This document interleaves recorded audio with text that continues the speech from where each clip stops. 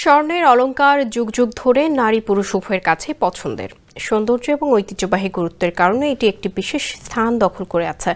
এছাড়াও স্বর্ণকে একটি নির্ভরযোগ্য বিনিয়োগ মাধ্যম হিসেবে ধরা হয়। কিন্তু আপনি জানেন কি, বিশ্বের সবচেয়ে মূল্যবান ধাতু স্বর্ণ সাধারণত বিশুদ্ধ অবস্থায় পাওয়া যায় না। খনি থেকে যখন স্বর্ণের আকরিক তোলা হয়, সেগুলোতে অনেক সময় যথেষ্ট পরিমাণে বিষাক্ত উপাদানের উপস্থিতি থাকে। রাসায়নিকের সাহায্যে সেসব বিষাক্ত উপাদান অপসারণের পরেই মেলে বিশুদ্ধ সোনা। তবে বিজ্ঞানীরা সম্প্রতি এক ধরনের ব্যাকটেরিয়ার সন্ধান পেয়েছে, যারা খাদ্য হিসেবে সেই বিষাক্ত আকরিক বা গোল্ড আয়ন গ্রহণ করে এবং তারপর যখন মল ত্যাগ করে, সেই মলে থাকে যথেষ্ট পরিমাণে ক্ষুদ্র স্বর্ণের কণা উপস্থিতি এবং সেসব স্বর্ণকণা পুরোপুরি বিশুদ্ধ বা খাঁটি। এই ব্যাকটেরিয়ার নাম কিউপ্রিয়াভিডাস মেটালিডুরান্স। নলাকৃতির এই জীবাণুটি অত্যন্ত বিষাক্ত পরিবেশে বেঁচে থাকার অনন্য ক্ষমতা রাখে।